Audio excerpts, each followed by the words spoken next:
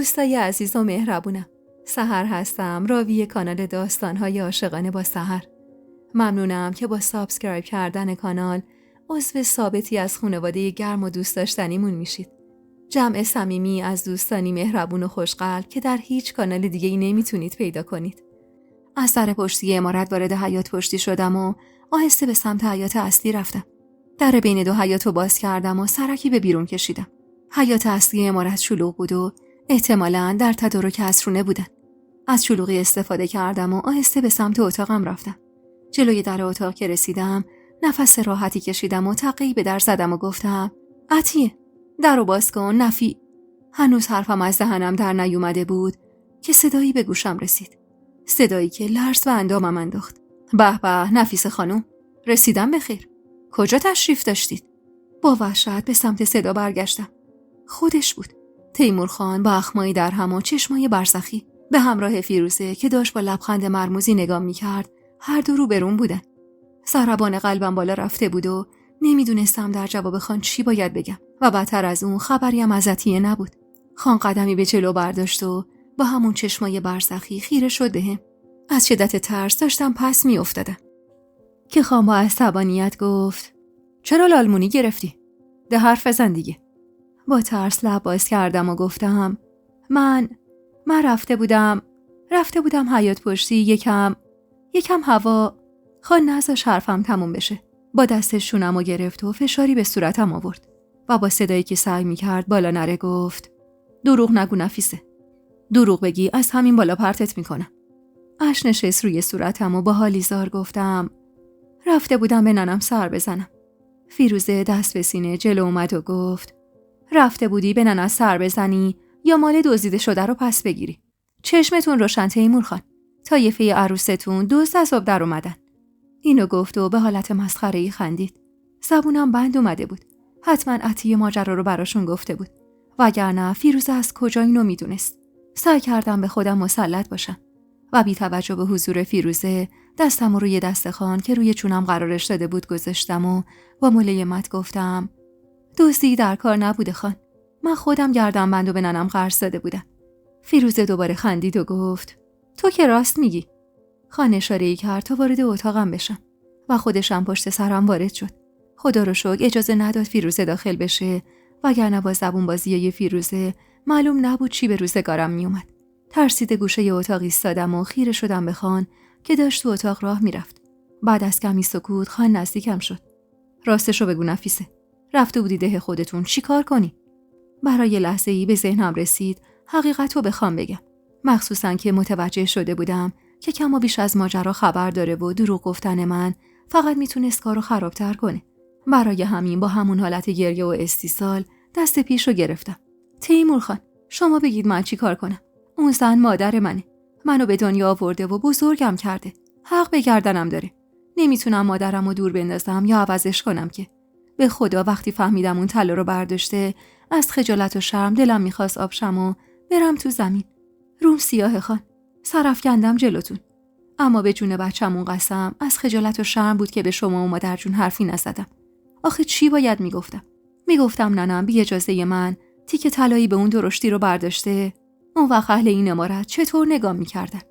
به مادر خانزاده جور دیگه ای نگاه نمیکردن. به خاطر خطای مادرم منم زیر سوال نمیرفتم. متهم نمیشدم که منم دزدم. و دستامو روی صورتم گذاشتم و حقیقم بلندتر شد.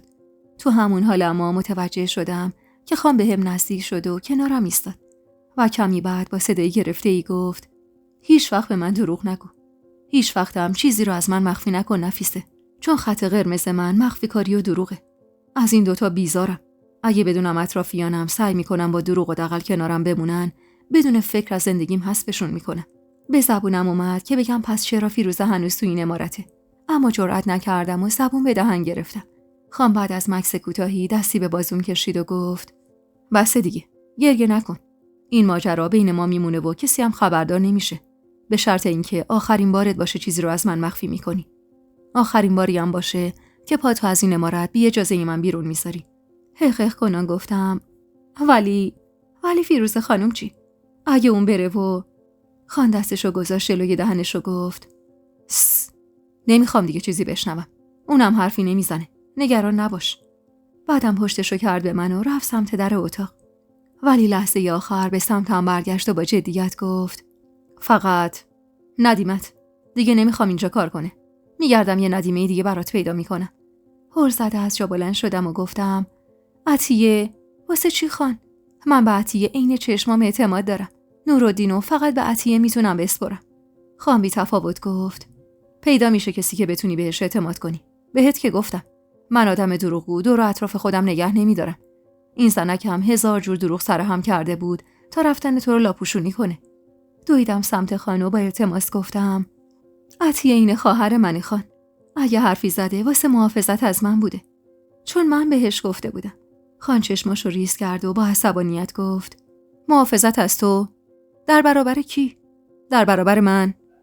نه اصلا. اون بنده خدا اصلا قصد بدی نداشته. فقط چون من بهش گفته بودم راستشو به شما نگفته. خواهش میکنم این بارو ببخشیدش. من خطا کردم درست نیستون مجازات بشه. گناه داره. خان در اتاقو باز کرد و حین بیرون رفتن گفت حرف من همونه که گفتم. از امروز عطیه دیگه اینجا کار نمیکنه. فرستادمش بره جلو پلاسشو جمع کنه. باید از امارت بره. به کوکبم سپردم برات یه نفر دیگر رو بفرسته. اینو گفت و بی توجه به من از اتاق بیرون زد. با هرس پا به زمین کوبیدم و زیر لب فوشی نثار خان کردم که یهو صدای پرشوق فیروزه به گوشم رسید. دلم میخواست از بین ببرمش. چی شده؟ دست ننه دزدت رو شد؟ با هرس به سمتش برگشتم و گفتم آدم دزد باشه خیلی بهتر از اینه که واسه رسوا کردن هووش با مرد غریبه بریزه رو هم. و قدمی به جلو برداشتم و وقتی خنده مسخره فیروزه رو دیدم خشمم بیشتر شد و ادامه دادم آدم دزد باشه خیلی بهتر از اینه که عین یه درخت بی ثمر باشه و اجاقش کور باشه. هیچ وقت دلم نمیخواست عیب و ایرادی که دست خود فیروزه نبود و به رخش بکشم. اما اونقدر اون روز کفرم و در آورده بود که نمیفهمیدم دارم چی کار میکنم. فیروزه اما عین خیالش نبود که این حرفا رو بهش زدم. چون بی تفاوت خندید و گفت بدجور عصبی شدی انگار. چیه؟ چته؟ ندیمه بله قربانگو تو از دست دادی؟ حالا چرا هرس میخوری؟ تا بوده عادت داشتی خودت کارای خودتو بکنی. حالا یه سال صدقه سر ما خوردی و خوابیدی، لابد سختت برگردی به قبل. سکوتمو که دید به هم نزدیک شد و ادامه داد. میدونی کی باعث شد خان از رفتنت به ده با خبر بشه؟ من جونم. ندیمه من حرفاتو با اون زنی که عطیه شنیده بود و اومد و به من خبر داد. منم منتظر موندم تا بری ده خودتون. بعد سر به زنگا تیمور خانو خبر کردم. هیچ فکر نمی کردم عطیه اینقدر بهت وفادار باشه که به خاطرت قید اینجا موندنشو بزنه. انتظار داشتم حقیقتو بگه و خان تو رو از امارت پرت کنه بیرون تا بری ور دل ننه دزدت. اما عیب نداره. همین که نزدیکترین آدمتو تو این امارت از دست دادی یعنی من یه قدم به هدفم نزدیکتر شدم. همینطور که این حرفا رو میزد دست کثیفشو کشید به گونم و با تمسخر ادامه داد. دور نیست اون روزی که خودت رو هم از این امارت پرت کنم بیرون و خودم واسه پسرت مادری کنم. فقط بشین و تماشا کن. دیگه نتونستم وایسم و حرفاشو بشنوم. تمام قدرتم رو جمع کردم و 2 دستی کوبیدم تحت سینش و محکم هلش دادم جوری که اگه دستشو به چارچوب در نمی گرفت از در اتاق پرت می شد بیرون و محکم زمین می خورد. انگار از این حرکت ناگهانی من زبونش بند اومده بود و باورش نمی شد من همچین کاری باهاش کردم. با حرص و صدایی که سعی می کردم بالا نره گفتم تا امروز کاری به کارت نداشتم. هر بلایی سرت اومده تقاص دل سیاه خودت بوده. اما از امروز به بعد نشونت میدم من اونقدر هم که فکر میکنی بچه و نادون نیستم. اینو گفتم و با خشم در اتاقو بستم. تمام جونم اما میلرزید. بیشتر خشمم بابت اخراج شدن عطیه بود و موفق شدن فیروزه. هرچند حرفایی که به فیروزه زده بودم یه مشت تهدید تو خالی بود. اما نمیتونستم ساکت بمونم تا هر کاری دوست داره انجام بده. چند دقیقه گذشت تا در اتاق زده شد و عطیه با چشمای قرمز شده از گریه همراه نورالدین وارد اتاقم شدن. با غصه از جا بلند شدم و نورالدین رو بغل گرفتم. عطیه نشست روی زمین و زد زیر گریه. خانم جان، من چی کار کنم؟ تو این زمستونی و بیکاری از کجا بیاریم شکم خودمون و بچه‌هامون رو سیر کنیم؟ شوهر من یک کشاورز بدبخته. زمستونی هم که اصلا کاری نیست که بخواد انجام بده. حالا من چی کار کنم؟ دستشو گرفتم و گفتم قصه نخور جونم. با بلقیس خانم حرف میزنم و بهش اصرار میکنم تا برت گردونه به امارت. به خاطر نورالدینم که شده رو حرفم حرف نمیزنن. تو که میدونی این بچه چقدر براشون عزیزه. تیمور خانم الان عصبانیه. یکم که بگذره آروم میشه و همه چیز درست میشه. تو بگو ببینم بعد از رفتن من چی شد؟ عطیه در حالی که گریه میکرد گفت شما که رفتی طولی نکشید که سر و کله تیمور خان و فیروزه خانم پیدا شد. من بدجور ترسیده بودم خانم. وقتی خان سراغ شما رو گرفت اول نمیدونستم چی جوابشون رو بدم. بعد خان گفت بگو واسه چی رفته ده خودشون. منم فهمیدم که خودشون میدونن شما رفتیده. گفتم لابد دیده شما سوار گاری شدید. واسه همین به دروغ گفتم ننتون مریض احوال بوده، خبر فرستاده شما برید دیدنش. گفتم اونقدر دست باچه و پریشون بودید که نرسیدید برید ازشون اجازه بگیرید. خانم حسابی هرسی شد و سیلی محکمی نثارم کرد و گفت دارم دروغ میگم. منم از ترس دیگه حرفمو عوض نکردم. گفتم خانم به من اینجوری گفتن میرنده دیدن ننشونو زودی برمیگردن. فیروز خانومم که الهی خدا ازشون نگذره آتیش بیار معرکه شدن و هی به تیمور خان میگفتن یه مش آدم دروغگو دور خودت جمع کردی. واسه همینم خان جوشی شد و به من گفت وسایلی تو جمع کن تا شب گورتو گم کن از عمارت برو. خواستم برم به بلقیس خانوم بگم کاری برام بکنه، اما مهمون داره و حسابی سرش شلوغه. واسه همین نشستم تا شما برگردید. با غصه به سمت صندوقم رفتم و هرچی پول داشتم درآوردم و دادم به عطیه و با لحنی مطمئن گفتم اینو داشته باش تا لنگ نمونی. عطیه با گریه پولو پس داد و گفت نه خانم جان، از شما به ما خیلی رسیده. در حد چند روزی بخور نمیر دارم. اخمی کردم و پولو گذاشتم کف دستش و گفتم آدم دست خانمش رو رد نمی‌کنه. اشتباه ننم و بی‌احتیاطی منه که تو رو به این حال و روز انداخته. من بهت قول میدم برات میگردونم سر کارت. ولی اینو داشته باش تا خیال منم راحت باشه. الانم دیگه گریه نکن. برو چند روزی استراحت کن. خودم خبر میفرستم پیه تا برگردی. عطیه با چشم خیز چند باری ازم تشکر کرد و از اتاق بیرون رفت. با رفتنش دیگه اما دل و دماغی برای رفتن به مهمونی پایین نداشتم. برای همین وقتی یکی از خدمه اومد دنبالم و گفت بلقیس خانم سراغمو گرفته، ازش خواستم بهش بگه مشغول شیر دادن و خوابوندن نورالدینم و نمیتونم تو مهمونی شرکت کنم. و اینطور شد که گردنبندی که اونقدر تلاش کرده بودم تا توی مهمونی به گردنم بندازم کلا دیگه به گردنم ننداختم و حتی توی اون مهمونی هم نرفتم. یادم آخرای شب بود که سر و کله بلقیس خانم پیدا شد. حسابی اخماش تو هم بود و مشخص بود که از ماجرا با خبر شده. نورالدین تازه خوابیده بود و منم بی‌حوصله کنارش دراز کشیده بودم. با ورود بلقیس خانم سری خودم رو جمع و جور کردم و سر پا وایسادم و زیر لب سلام کردم. بلقیس خانم لبه تاقچه نشست و بعد از کمی مکث گفت خوبی؟ بچم چطوره؟ جوابشو که دادم دیگه طاقت نیورد و یه راست رفت سر اصل مطلب. نفیسه، تو چند بار بابت این پنهون کاریات باید ضربه بخوری. کی میخوای یاد بگیری که مخفی کاریات فقط به خودت ضرر میزنه؟ سری قبل نزدیک بود زندگیت از هم بپاشه و این بار نزدیکترین آدم تو از دست دادی. با بغض گفتم نمیتونستم بگم مادر جون. چی میگفتم؟ میگفتم ننم دزدی کرده ازم، از دخترش. به خدا روم نمیشد. خجالت میکشیدم از روتون. با خودم گفتم برم بیخبر از همه این ماجرا رو جمعش کنم. فکر نمیکردم این اتفاقات بیفته. الانم تیمور خان عطیه رو انداخته بیرون. شما خودتون میدونید عطیه تنها آدمیه که من بهش اعتماد دارم و میتونم نورالدینو با خیال راحت بهش بسپرم. بدون اون واقعا دست تنها میشم. مادر جون گفت حالا کاریه که شده. قصه خوردنم دردی دوا نمیکنه. منم تازه فهمیدم چی شده. با کاری که تیمور کرده مخالفم. اما فعلا عصبانیه و نمیشه حرفی بهش زد. بذار چند روز بگذره یکم آروم بشه. خودم باهاش حرف میزنم تا اون زن بیچاره برگرده. فقط این آخرین بارت باشه نفیسه. یه بار دیگه بخوای چیزی رو از من و شوهرت مخفی کنی، به خدا که دیگه کمکت نمیکنم. چشمی گفتم و ازش تشکر کردم. بلقیس خانومم کمی پیش نورالدین نشست و بعد راهی اتاقش شد. اون شب تا خود صبح خواب به چشمم نیومد. همش فکرم درگیر عطیه بود.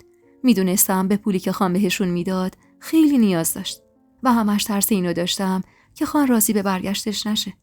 از طرفی هم ذهنم درگیر این بود که چطور انتقام این کار رو از فیروزه بگیرم.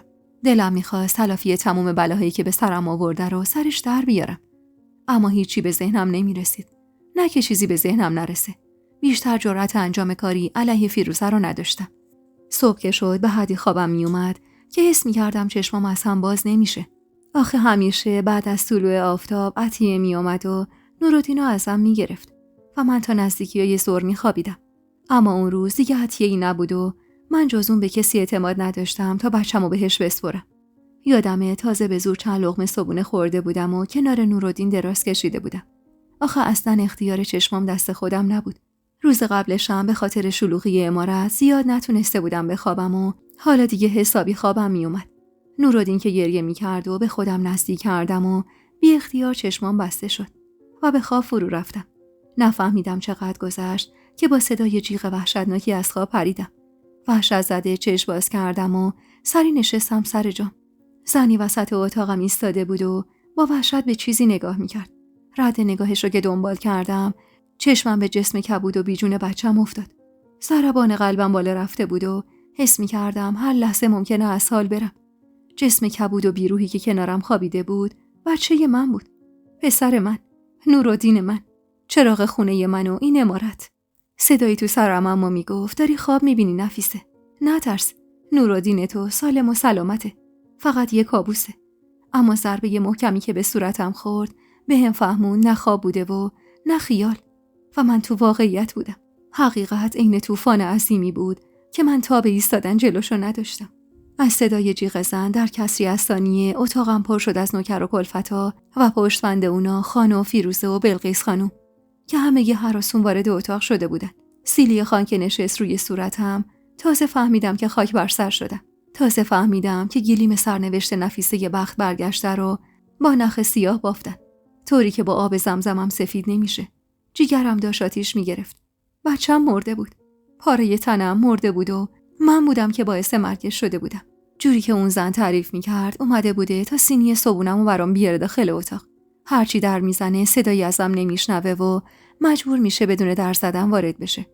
اما به محض اینکه وارد میشه میبینه من روی دستم برگشتم و نیمی از بدنم روی نورالدین افتاده و ناخواسته جلوی نفسش رو گرفتم و بچه رو از بین بردم. آخ کاش من مرده بودم. کاش من خفه شده بودم. کاش تیمور خان همونجا منو زیر مشت و لگداش میکشت. اما من از این شانسا نداشتم.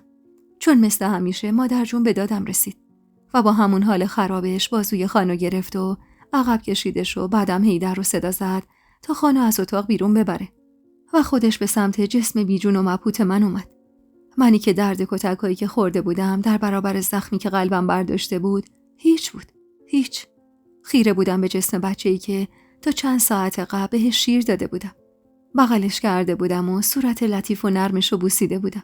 4 دست و با رفتم سمتش و جسم بیجونش رو در آغوش گرفتم و به خودم چسبوندم. سرد بود. سردتر از هر آنچه که تو عمرم لمس کرده بودم و دیده بودم. باورم نمیشد بچه‌م مرده باشه و بدتر از اون باورم نمیشد خودم باعث بانی این مسئله بودم. از زور بغض داشتم خفه میشدم. اما نباید گریه میکردم. باید بچه‌مو نجات میدادم. چنگی به دست کبرا خانم که اونجا ایستاده بود و گریه میکرد زدم و نالیدم. چرا وایسادی گریه میکنی کبرا خانم؟ حکیم خبر کن. زود باش. برو بهش بگو بچه‌م نفس نمیکشه. گریه کبرا خانم اما شدت گرفت. نمیفهمیدم چرا گریه میکنه. پسر من که طوریش نشده بود. فقط نفس نمیکشید. فقط چشماشو بسته بود. حتما خواب بود. کبرا خانومو پس زدم و سراسیمه از جا بلند شدم. باید کاری براش میکردم. حتما طبیب میتونست پسرمو نجات بده. طوری نشده بود که. فقط چند دقیقه راه نفسش گرفته شده بود. خواستم به سمت در اتاق برم که کسی از پشت بازومو گرفت و نگاهم داشت. به سمتش برگشتم. فیروزه بود. با چشمایی قرمز شده از اشک. با ترحمی که فقط همون یه بار تو چشماش دیدم. با صدای گرفته‌ای گفت: بدش به من. کجا میخوای بری؟ قدرتم انگار چند برابر شده بود. شایدم برای دفاع از پسرم زورم زیاد شده بود. هرچی که بود ضربه محکمی به فیروزه زدم و هلش دادم عقب. تو کردی. تو این بلا رو سر من و بچه‌م آوردی. خدا ازت نگذره. خدا بدتر اینا رو سرت بیاره. فیروزه گریه‌اش گرفت و عقب رفت. تقصیر اون بود. اگه اون با حیله‌گری عطیه رو بیرون نمی‌کرد، این اتفاق نمی‌افتاد. من خاک بر سر دست تنها نمی‌موندم و اینطور از فرط بیخوابی به خواب مرگ نمی‌رفتم که بعد بیفتم رو بچه‌م و این بلا رو سرش بیارم. نگاهی به صورت معصوم و کبودش انداختم. روحی به تن نداشت. انگار سالیان سال بود که مرده بود و تنهام گذاشته بود. انگار از اول به این دنیا نیومده بود. با دیدن این صحنه یهو چیزی تو قلبم لرزید و انگار یه دفعه فهمیدم چی به سرم اومده. داغ بچه. آخ که داغ بچه بدترین داغ دنیا بود. فریادی از سر درد و غصه کشیدم و روی زمین هوار شدم و نورالدینو محکم‌تر از قبل خودم چسبوندم. نفیسه 13 ساله بدترین داغ دنیا رو دیده بود و قلبش داشت آتیش می‌گرفت. زنی از خدمه جلو اومد و بچه رو ازم گرفت. بلقیس خانم با گریه میگفت ببرش پیش خان. بذار واسه بار آخر بچه‌شو ببینه. سیلی محکمی به صورتم زدم. دلم میخواست خودم رو از بین ببرم. دلم میخواست بلایی سر خودم بیارم، اما قبلش باید فیروزه رو از بین میبردم. باید اون زن مکار و حیله‌گر رو نابود میکردم. زنی که بچه‌مو از بین برده بود و داشت اشک تمساح میریخت. با سرعتی عجیب به سمتش حمله ور شدم و چند ضربه محکم به سر و صورتش کوبیدم. چند تا از خانمای خدمه بازومو گرفته بودن و منو به زور عقب میکشیدن. عجیب قدرتی داشتم. عجیب جونی داشتم. فریاد میزدم و فیروزه رو نفرین میکردم. از خدا میخواستم داغی بدتر از داغ من نصیبش کنه. اما قلبم آروم نمیگرفت. هیچ چیزی نمیتونست داغ دلم آروم کنه. دنیا انگار برام به آخر رسیده بود. طفل بیگناهمو از اتاق بیرون بردن و جسم بیجون من روی زمین افتاد. دیگه از خدا فقط مرگمو میخواستم. میخواستم بمیرم و تصویر صورت بیجون بچه‌م از جلوی چشمام کنار بره و نبینم که نور زندگیمو با دستای خودم از بین بردم. بعد از اون اتفاق انگار قیامت شده بود. خشم خان انگار تموم نمیشد و چند بار دیگه از سر خشم به جونم افتاد و تا جون داشتم ولم نمیکرد. منو مسبب مرگ بچهش میدونست. میگفت واسه انگاری جون بچه‌مو گرفتی و حالا من جون تو رو میگیرم. دیگه حمایت بلقیس خانم رو هم نداشتم، چون اونم اونقدر دل شکسته و پریشون حال بود که دیگه کاری به کار من نداشت. در نبود من بچه‌مو به خاک سپردن، در حالی که خان جسم بیجون منو تو زیر زمین انداخته بود و قدغن کرده بود کسی به هم سر بزنه. دلم از زمین و زمان گرفته بود. انگار هیچ کسی یادش نبود که اون طفل بیگناهی که زیر خروارها خاک خوابیده بود تکیه‌ای از جون من بود. عمر و روح من بود. امید زندگیم بود. همه فقط منو سرزنش می‌کردن و عامل مرگ بچه‌م می‌دونستن و هیچ کس لحظه‌ای فکر نمی‌کرد که من مادر اون بچه بودم و از عذاب وجدان مرگش دلم می‌خواست بمیرم. هیچ کس به این فکر نمی‌کرد که ناخواسته بوده، که نه تنها من بلکه هیچ مادری نمی‌تونست این بلا رو سر بچه‌ش بیاره. نمی‌دونستم چند روز از اون روز نحس گذشته بود. روز و شب دیگه برام معنایی نداشت. تو زیر زمین تاریک و نموری افتاده بودم و خان از سر خشم و عصبانیت منو جلوی کل اهل عمارت کشون به اونجا برده بود و درو هم روم قفل کرده بود و تهدید کرده بود هر کسی منو از اونجا بیرون بیاره بی برو برگرد با دستای خودش از بینش میبره. فقط روزی 1-2 بار به همراه کبرا خانم برای مستراح رفتن از تبعیدگاهم خارج میشدم و خود کبرا خانمم روزی یه وعده برام غذا می آورد و به زور مجبورم میکرد تا چند لقمه غذا بخورم. میگفت نخوری زنده نمیمونی و نمیدونست که من بیشتر از هر وقت دیگه‌ای دلم مرگ میخواد.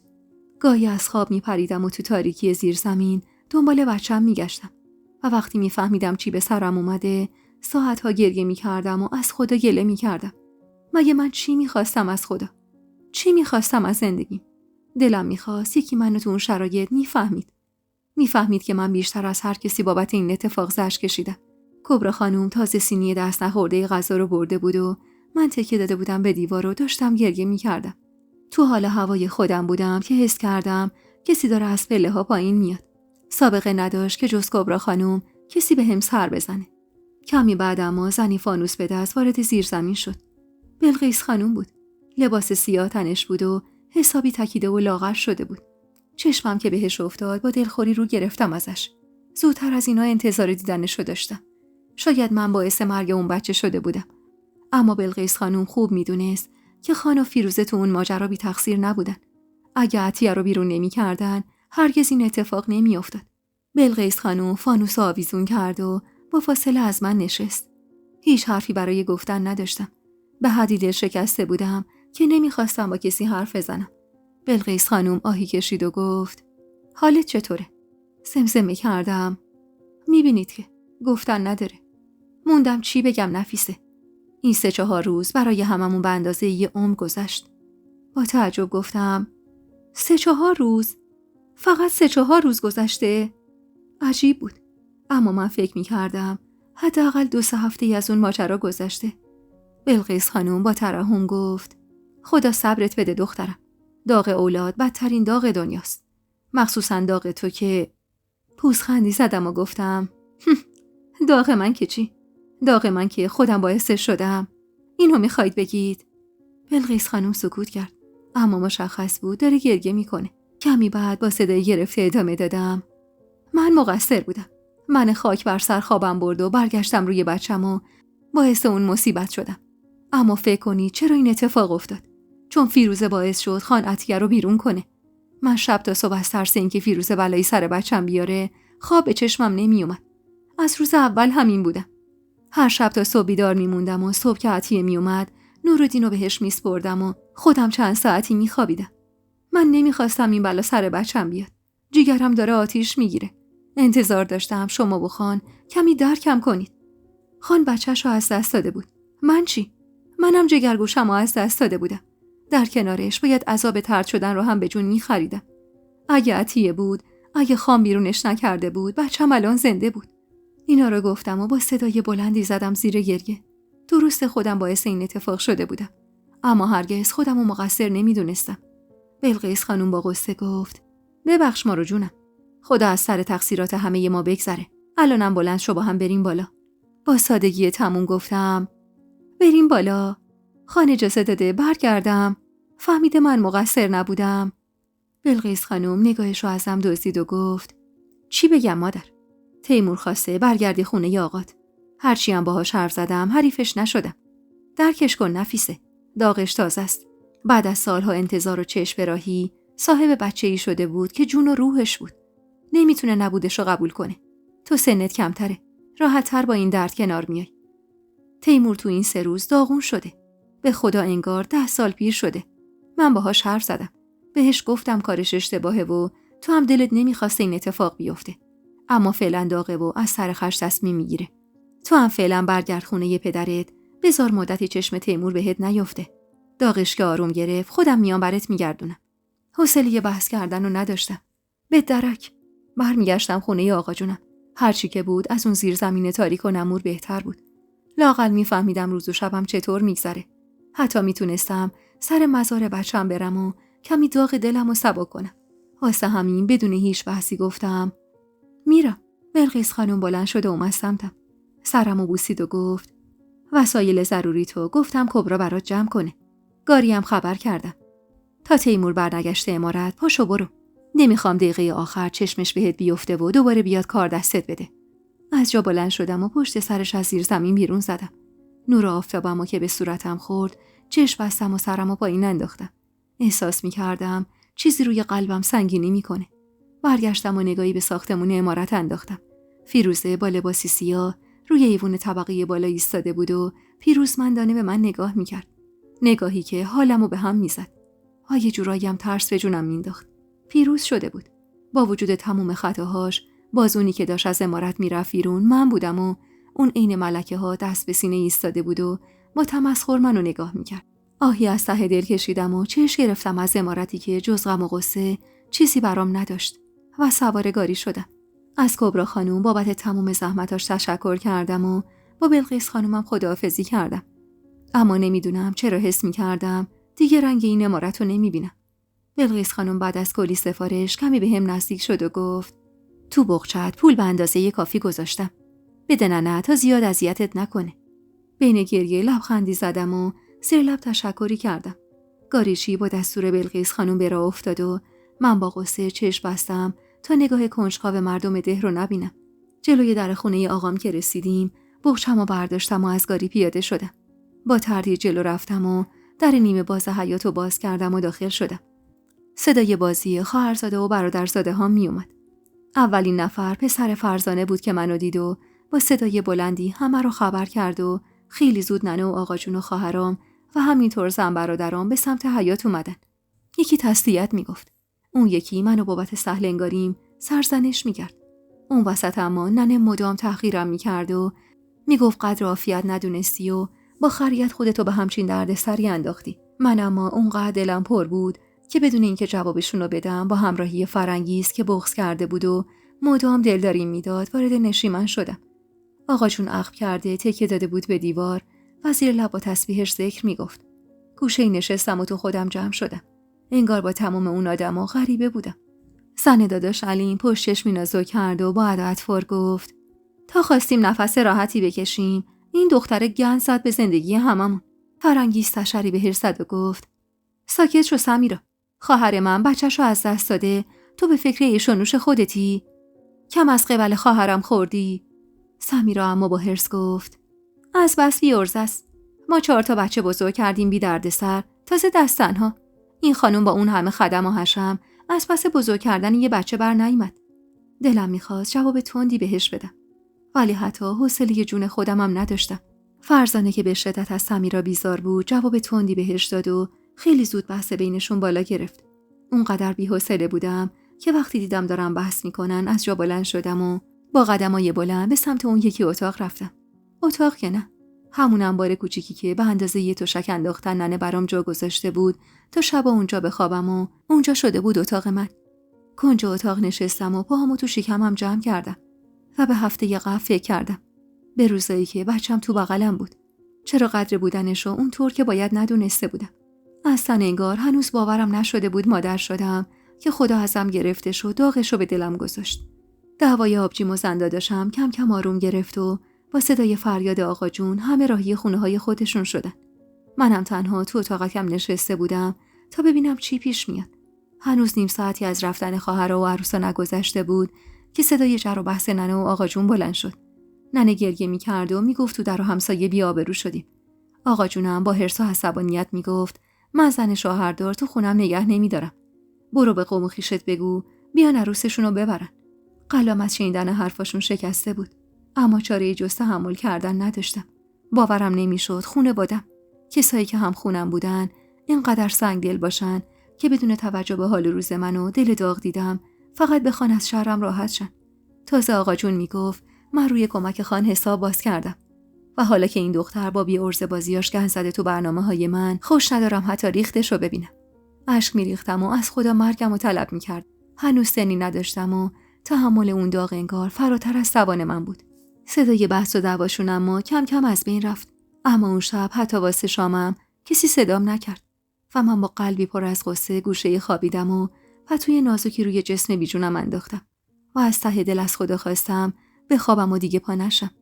اما انگار خدا مرگ رو هم برام زیاد میدونست. روزهای بعد شاید تلخ‌ترین روزهای عمرم بود. ننه میرفت و میومد و طعنه میزد و حرفارم میکرد. آقا جون تو صورتم هم نگاه نمیکرد و چند باری ازش شنیده بودم که به ننه میگفت خبر بفرست شوهرش بیا دنبالش. اینقدر میگفت من زن شوهردار تو خونم نگه نمیدارم که گاهی حس میکردم اون زن شوهرداری که میگه دخترش نیست. دختر داغ دیده‌ای که انگار هیچ کسی غم و اندوهش رو نمیدید. آقا جون فقط قصه حمایت از دست رفتش رو میخورد و به فکر امتیازای از دست دادش و ارج و قرب از بین رفتش بود. ننه هم افسوس پولای زیادی که از قبل من به دست می آورد و میخورد و انگار بی اهمیت ترین چیز ممکن واسه اونا حال و روز من بود. 2 روزی از اومدنم به ده گذشته بود. 2 روزی که عین 2 سال گذشته بود. سر سفره روی اینو نداشتم که چیزی بخورم و معمولا با یه تیکه نون خالی شکم خودم رو سیر میکردم تا دستم به سفره پدر و مادرم دراز نشه. همسایه ها با شنیدن خبر برگشتم بده برای فضولی می اومدن خونه آقا جون و ننه ازم میخواست در جواب همه بگم که خان به خاطر حال روزه به هم ریختم منو فرستاده تا چند وقتی رو پیش خانواده‌ام باشم. اما پنهون کردن حقیقت از زنایی که دنبال ماجرایی واسه یک کلاغ شل کلاغ کردن بودن اصلا کار راحتی نبود. آقا جون میگفت آبروم رفته و ننه مدام از نداری و بی پولی مینالید. 1-2 باری اومدم اون پولی که بلقیس خانم بهم داده بود و بدم به ننه، اما پشیمون شدم. معلوم نبود تا کی تو اون خونه جا داشتم و چه اتفاقی تو آینده میافتاد. پس باید اون پولو واسه روز مبادای خودم نگه می‌داشتم. اون روز خسته از طعنه‌های ننه، این وقتای دیگه به اتاقک تنگ و تاریکم پناه برده بودم و تو خیالم داشتم به پسرم فکر می‌کردم که ضربه‌ای به در اتاق خورد و فرنگی سرکی به داخل کشید. با دیدنم لبخندی زد و گفت بیام تو آبجی. سری تکون دادم. وارد که شد دیدم نوزادی تو بغلشه. دلم پر کشید که بغلش کنم و فرنگیست که انگار حال روزمو فهمیده بود سری بچه رو سمتم گرفت و گفت اسمش قاسمه، پسرمه، پسر آخرین. با ذوق بغلش کردم. 40 روزی از نورالدین من بزرگتر بود. دیدنش منو یاد پسرم مینداخت. بی‌شباهت به نورالدینم نبود. با شوق دستشو بوسیدم و بی اختیار گفتم میشه پیشم باشه یکم؟ قول میدم مراقبش باشم. فیروزه لبخند تلخی زد. باشه آبجی. من میرم یکم به ننه کمک کنم، داره نون میپزه. پیشت باشه گشنش رو صدام بزن. درو که بس دیگه نتونستم طاقت بیارم و بی صدا زدم زیر گریه. قاسم بوی نورالدین خودمو میداد.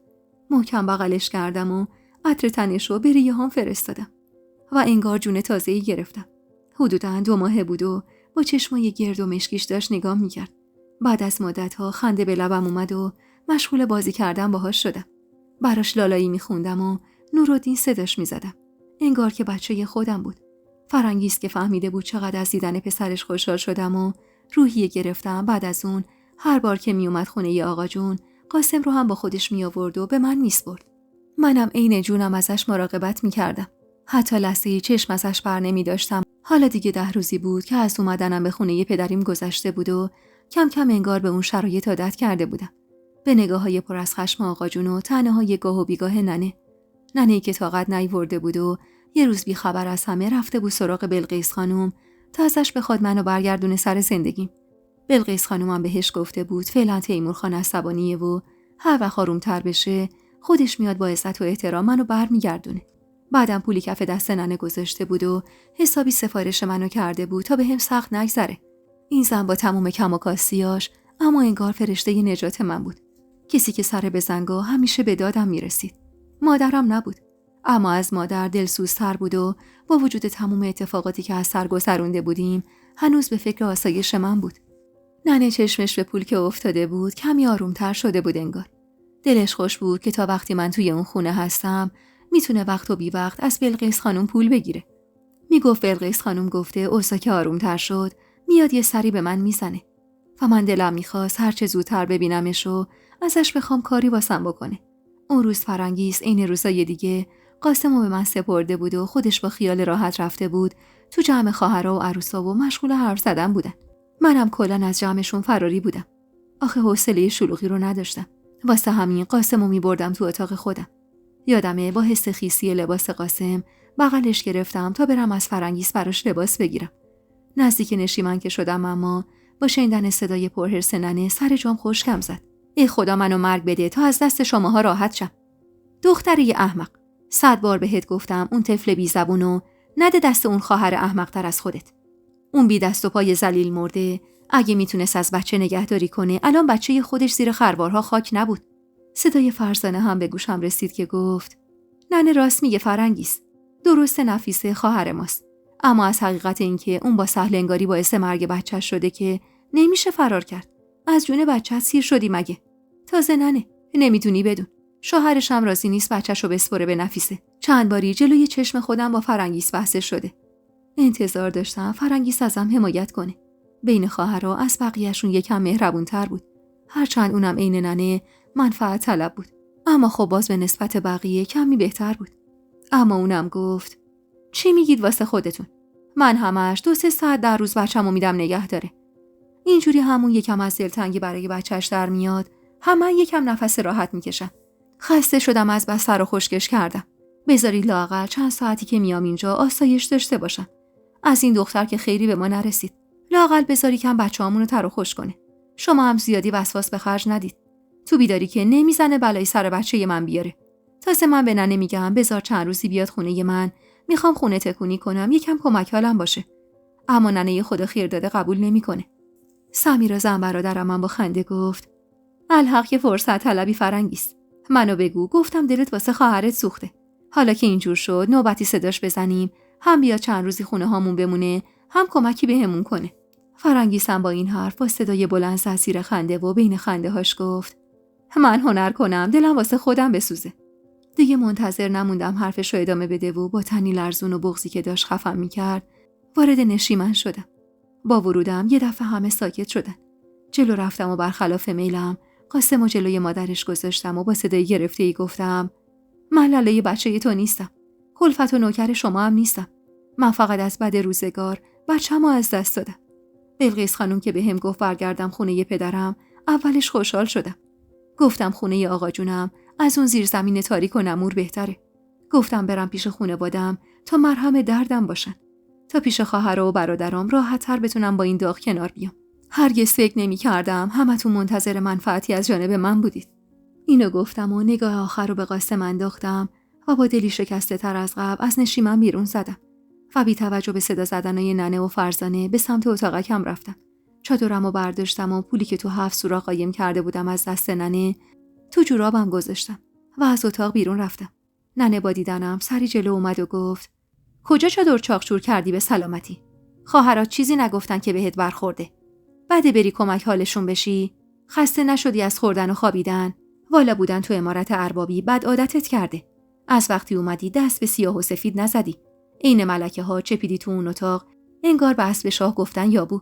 واسه هممونم قیافه میگیری. حتی آرت میاد با ما سر سفره بشینی. والا اینقدر ادعا نوبره. از شدت حرص و بغض به خنده افتاده بودم. دلم میخواست برم جایی که تا ابد چشمم به چشم هیچ کدومشون نیفته. با بغض گفتم من بچه‌مو از دست دادم ننه. میفهمی؟ بچه‌مو، پاره تنمو. به جای اینکه منو بفهمید 1000 جور حرف وارم میکنید. من آرم میاد دست برم تو سفره شما؟ یا شما از وقتی من اومدم اونقدری از نداری دم زدی که من حتی روی اینو ندارم تا لقمه نونی بردارم از اون سفره؟ به من نگاه کن ننه. به دخترت نگاه کن. تو چطور مادری هستی؟ اصلا تو مادری؟ من بچه چند روزمو از دست دادم. جیگرم داره آتیش میگیره. تو چرا غم من برات هیچ اهمیتی نداره؟ به این خونه نگاه کن. به سر و وضع خودت نگاه کن. به طلای تو دستت نگاه کن. به لباسای تنت. به سر و وضع بچه‌هات. اینا رو از کی داری ننه؟ از کی؟ فریاد می‌زدم و شکایت می‌کردم از بیمهری ننه و بقیه. بعدم خم شدم و دامنمو بالا زدم و شلواری که زیر دامنم بود رو هم بالا کشیدم و رد کبودی که روی ساق پام بود و نشون ننه دادم و گفتم ببین ننه، خوب نگاه کن. بچه‌ای که از پای درس و مشق بلندش کردی و مجبورش کردی هم خواب یه مرد 40 و اندی ساله بشه رو ببین. فکر کردی من روز خوش داشتم توی اون عمارت منحوس و شوم؟ فکر کردی من خوردم و خوابیدم و پروار شدم؟ بعدم دست بردم و بلوزم و بالا کشیدم و بدون خجالت رد سوختگی روی شکمم که یادگاری دیگه از خام بود و نشون دادم و گفتم من اینجوری پروار شدم ننه. هر شب یه زخم، هر شب یه درد. دخترت این بلاها رو کشید و دم نزد. حالا بازم به هم میگی ملکه؟ بازم میگی پروار شدم؟ روی زمین نشستم و 2 دستی کوبیدم تو سرم و با گریه ادامه دادم من چی کارت کرده بودم که بدبختم کردی؟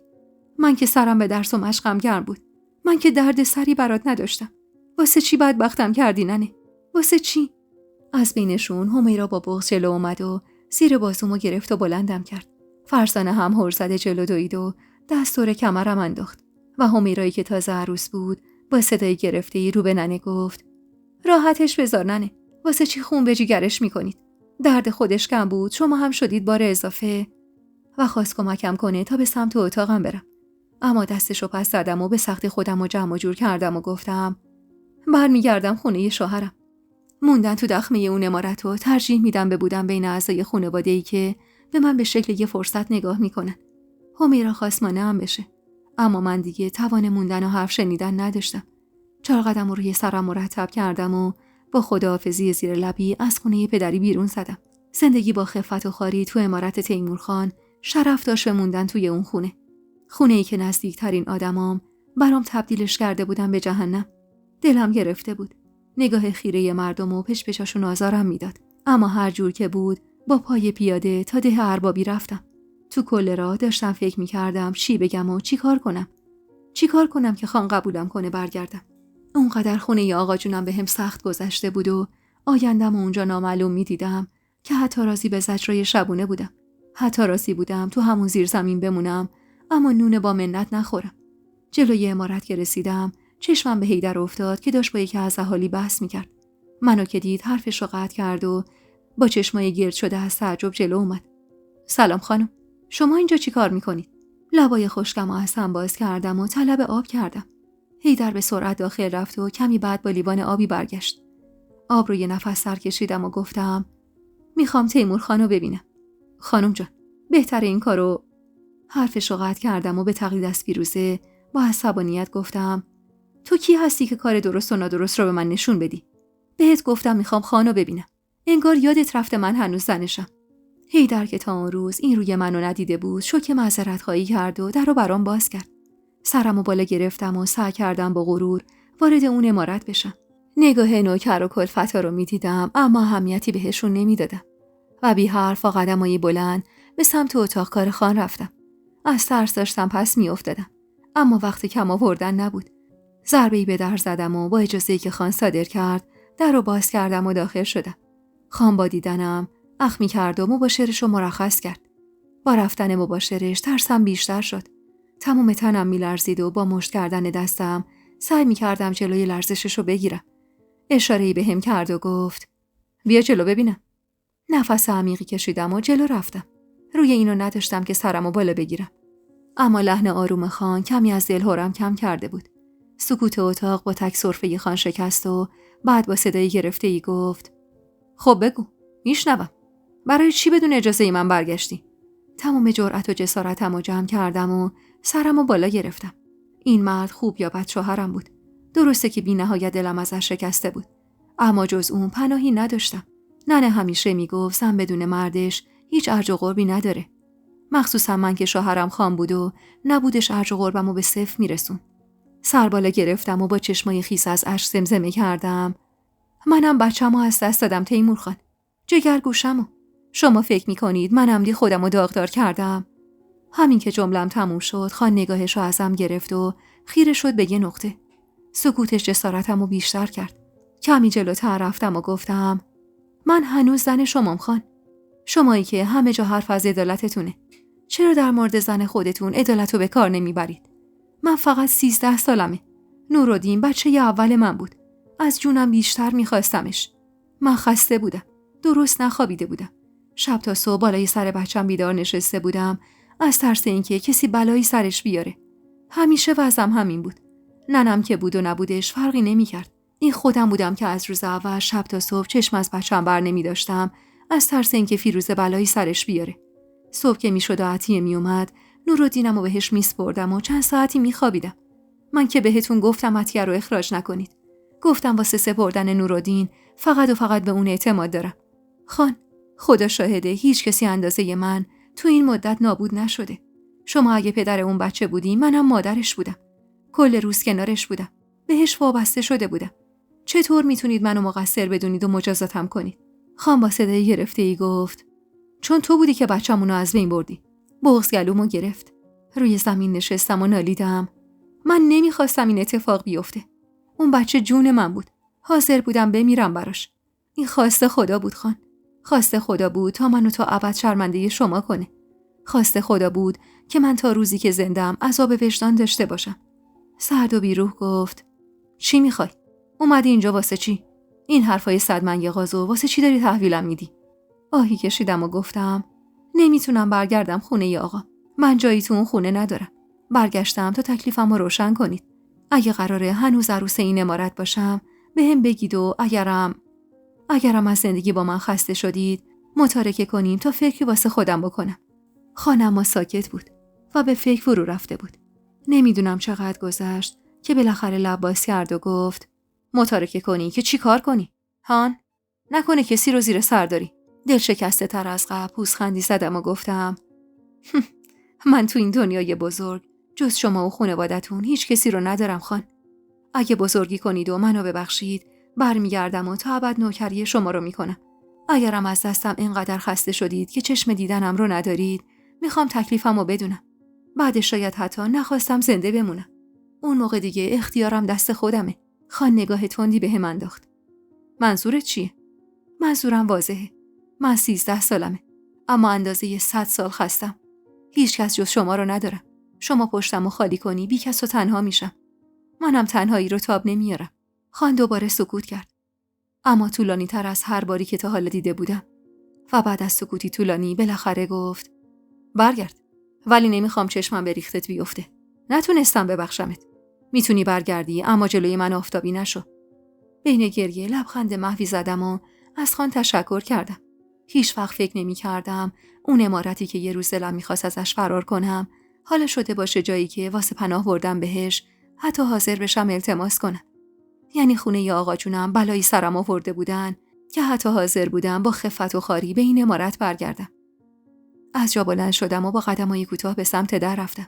اما همین که خواستم برم بیرون، خان اسممو صدا زد. ایستادم و به سمتش برگشتم. بلند شد از پشت میزش و اومد نزدیکم. خیره شد تو صورتم. نوک انگشتشو به کبودی زیر چشمم که یادگار کتکایی بود که بابت مرگ پسرم خورده بودم کشید و سمسمه کرد: به ننم بگو برات زماد بزنه. بعد جور کبود شده. واسه لحظه‌ای حس کردم این مرد منو دوست داره. مردی که میتونست جای پدرم باشه. مردی که جای سالم تو بدنم نذاشته بود. مردی که همیشه پر از خشم بود. اما گاهی که نیمچه محبتی بهم میکرد، تمام قلب منی که از هیچ کسی محبت ندیده بودم رو لبریز از شادی میکرد. این مرد هر چقدرم بد بود، لااقل از خانواده خودم با محبت تر بود. نمیدونم چی شد که بی اختیار خودم رو تو آغوشش انداختم و محکم بهش چسبیدم و زدم زیر گریه. تو بغلش عین یه بچه بودم. خان اولش شوکه شد و هیچ حرکتی نکرد. اما کمی که گذشت دستشو دورم حلقه کرد و بوسه آرومی به سرم زد و زمزمه کرد: گریه نکن. کمی بعد با بغض و شرم ازش جدا شدم. روم نمیشد تو صورتش نگاه کنم. اصلا باورم نمیشد همچین کاری کرده باشم. با خجالت قدمی به عقب برداشتم. اما حس کردم خان خندش گرفت و با صدایی که مشخص بود خندیده گفت: چته دختر؟ نگو که خجالت کشیدی. لب گزیدم و ساکت موندم که خان با صدای آرومی خندید و گفت: امان از دست شما زنا. امان از اشکاتون که دست و پای هر مردی رو سست میکنه. من هنوز بابت مرگ بچم ازت دلگیرم نفیسه. میتونستی به یکی بگی که خوابت میاد. میتونستی ننمو خبر کنی. اما تو بدترین راهو انتخاب کردی. اما حالا که دارم خوب فکر میکنم، میبینم میشه بذارمش پای تقدیر و سرنوشت. میدونم تو هم کم دلت نسوخته بابت این اتفاق. اما حسرت گذشته رو خوردن دردی ازمون دوا نمیکنه. من بعدم دیگه نمیخوام در مورد این ماجرا حرفی بزنم. تو هم برگرد اتاقت. داغت که کمی سبک شد، ازت یه بچه میخوام. زیر چشمی نگاهی به خانه انداختم. صورت گرفته‌اش کمی باز شده بود و چشماش انگار میخندید. نگاهمو که دید سری تکون داد و گفت: خیلی خوب، میتونی بری. ببین چطور یه الف بچه میتونه مردی با سن و سال منو روی انگشت بچرخونه. الحق که باید از شما زنا ترسید. تو دلم گفتم اگه یه الف بچم، پس چرا اومدی خواستگاری و منو به عنوان زنت قبول کردی؟ کاشون زمانی که پای سفره عقد نشسته بودم یه ذره، فقط یه ذره مثل امروزت فکر میکردی، تا اینطور منی که به قول خودت یه الف بچه بودم و بیچاره نمیکردی. اما اینا رو فقط تو دلم میتونستم بگم. لبخند محوی رو لبم نشوندم و گفتم: میشه ازتون یه خواهش بکنم؟ سوالی نگام کرد که گفتم: میشه عطیه، یعنی عطیه تنها کسیه که بهش اعتماد دارم. اجازه میدید برگرده؟ به خاطر خطای ننه من حقش نیست از اون خوردم بیفته. خان سری به نشونه افسوس تکون داد. بذار نیم ساعت از اجازه موندن خودت توی این عمارت بگذره، بعد واسه اینو اون بساطت کن. اون لحظه و اونجا جای خجالت کشیدن و رو در وایسی کردن نبود. وظیفه‌اش بود که اجازه موندن بهم بده. دلیلی نداشت که چون به منی که زنش بودم اجازه داده بود دیگه هیچی نگم و هیچی ازش نخوام. واسه همین خجالتو کنار گذاشتم و در حالی که تمام بدنم میلرزید بهش نزدیک شدم و زمزمه وار گفتم: اگه باردار بشم عطیه خیلی خوب میتونه ازم مراقبت کنه. اینجوری خیال شما هم راحت میشه. خان به سختی جلوی لبخند زدنشو گرفت و گفت: خیلی خوب، به ننش بگو خبر بفرسته برگرده. فقط حواستو جمع کن نفیسه. این خطای آخرت بود. بعد از این چه از خودت چه از ندیمت خطا ببینم دیگه گذشت نمی‌کنم. درجا طلاقت میدم و میفرستمت خونه آقات که هیچ راه برگشتی نباشه. با شوق ازش تشکر کردم و برخلاف میلم روی نوک پا ایستادم و بوسه سریعی به گونه‌اش زدم و به سرعت باد از اتاق بیرون رفتم. نفس عمیقی کشیدم و هوای تازه رو به ریه‌هام فرستادم و خدا رو شکر کردم که با همون سن کم تونسته بودم تصمیم درستی بگیرم. اگه خودم پا نشده بودم بیام اینجا و واسه زندگیم تلاش نمی‌کردم و میشستم تو خونه آقا جون و دست رو دست میذاشتم تا این و اون به دادم برسن، شاید هرگز پام به این عمارت باز نمیشد. اون روز شاید اولین باری بود که تو کل زندگیم متوجه شدم هیچ کسی مثل خود آدم نمیتونه بهش کمک کنه. به دور و برم نگاهی انداختم. انگار تازه قدر اون عمارت و بودن توشو میفهمیدم. تو این مدتی که برگشته بودم خونه آقام، فهمیده بودم دیگه برگشتم به خونه پدری غیر ممکنه. درسته که تو اون عمارت خوش نبودم، اما هرچی که بود واسه منی که دیگه ازدواج کرده بودم اونجا کلی بهتر از خونه پدریم بود. حیاط عمارت اون روز پر رفت و آمد بود و همه در تدارک نهار بودن. لبخند کمجونی به لبم نشست و از یادآوری این که عطیه میخواد پیشم برگرده ذوق زده از پله ها پایین رفتم. دلداری خانم و محبت اندکش انگار غممو از بین برده بود. تو حیاط چه شرخوندم. کبرا خانم با دیدنم لبخندی به پهنای صورت زد و با عجله به سمتم اومد. محکم بغلش گرفتم و گفتم خوبین کبرا خانم؟ زنده باشی دخترم. هیدر که گفت اومدی دلم عین سیر و سرکه می جوشید. چی شد؟ با خان حرف زدی؟ اجازه داد بمونی؟ سری تکون دادم و گفتم بله که اجازه دادن. تازه یه خبر خوبم دارم. اجازه برگشت عطیه رو هم تونستم ازشون بگیرم. برید خبرش کنید که زودتر بیاد. کبرا خانم با چشمایی که ناباوری توش موج میزد گفت راست میگید خانم جان. خان اجازه داد؟ تو رو خدا راستشو بگید. یعنی عطیه میتونه برگرده عمارت؟ با خنده حرفش رو تایید کردم. کبرا خانم با شوقگونم و بوسید و گفت الهی خدا دلتو شاد کنه که دلمو شاد کردی. باور کن تو تموم این سالهایی که تو این عمارت بودم تا حالا ندیدم کسی از عمارت اخراج بشه و دوباره بتونه برگرده. معجزه کردی دختر. الهی هرچی از خدا میخوای بهت بده. غصه پسر تو هم نخوری یا ننه. تقدیر و سرنوشتش این بوده. عمرش تا به اینجا بوده. ماشاءالله جوونی و هنوز فرصت داری. چشم هم بذاری دور و برت پر میشه از بچه‌های قد و نیم قد که صداشون تا 7 خونه اون برتر میره. با یادآوری نورالدین اشک نشست به چشمم. اما تلاش کردم تا سراسیر نشه و کبرا خانمو ناراحت نکنم. داشتم با چند تا از خدمی که از اونجا رد میشدن خوشوبش میکردم که یه دفعه کبرا خانم با ابروهاش اشاره‌ای به بالا کرد و آهسته گفت خانم جان، فیروزه خانم از تو ایوون دارن شما رو نگاه میکنن. با لبخندی از سر پیروزی به عقب برگشتم. فیروزه رو که دیدم لبخندم عمیق‌تر شد و از دور براش دست تکون دادم و با صدای نسبتاً بلندی گفتم خوبی فیروزه جون؟ از همون دور متوجه خشمش شدم. با حرص مشتشو به نرده‌های ایوون زد و به سرعت به سمت داخل رفت. بدجنس نبودم اما دلم خنک شد بابت اون عصبانیت. من دیگه اون نفیسه احمقی نبودم که دلم واسه اون زن بسوزه. برعکس دلم میخواست خشم و حرصش رو ببینم. حاضر بودم از همه چیزم بگذرم. اما ذلت و خواری اون زن رو ببینم و روزی رو ببینم که خان از اون عمارت پرتش میکنه بیرون. کاری که چند صباح قبل خود احمقم اجازه نداده بودم انجام بده. که اگه داده بودم الان این حال روزم نبود. نیم نگاهی به کبرا خانم انداختم و گفتم من میرم یه سری به بلقیس خانم بزنم.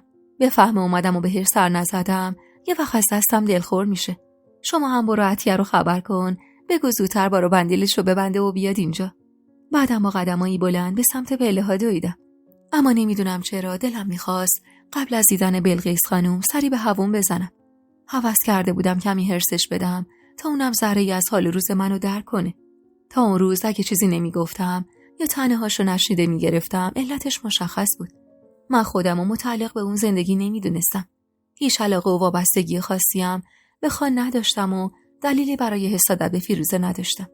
برعکس دلم به حالش میسوخت. میدونستم چقدر سخته که یه زن هیچ وقت نتونه مادر بشه. آخه خودم یه خاله داشتم که نازا بود و تو زندگیش اونقدر سرش کشیده بود که آخر از غصه دق کرد و مرد. یادم شوهرش که سر شب آورد نتونست حضور هوو رو تحمل کنه و به درد لاعلاجی گرفتار شد و سر سال تو اوج جوونی یه شب خوابید و صبح دیگه بیدار نشد. یادم بچه بودم اون موقع.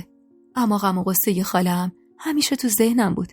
داغی که به دل ننه و تک تک اعضای خانواده‌شون نشسته بود و هیچ وقت یادم نمیره. چشمای همیشه خیس از اشک خالم و موهایی که تو سن 20 سالگی سفید شده بود خبر از حال روزش میداد.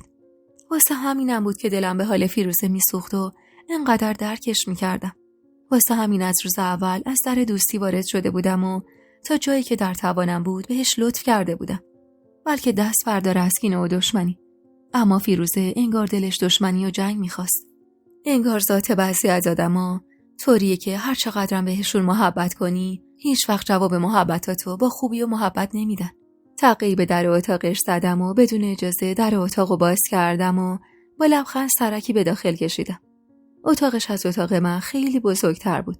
2 پنجره قدی بزرگ داشت و یه آینه قدی قشنگ که تو نگاه اول چشممو خیره کرد. به سختی نگاهمو روی وسایل اتاق گرفتم و با لبخند سلام بلندی کردم و گفتم خوبی فیروزه جون؟ نیومده خوش آمد بگی بهم. چیه؟ نکنه انتظار نداشتی اینقدر زود برگردم. فیروزه با خشم و غرور نگاهی به ندیمش انداخت و گفت این غربتی پاپتی رو بندازش بیرون. خندیدم و گفتم همین غربتی پاپتی قراره به زودی دوباره بچه خان رو به دنیا بیاره. اون وقت کم کم تو از چشم خان میافتی و محتاج مرحمت من میشی.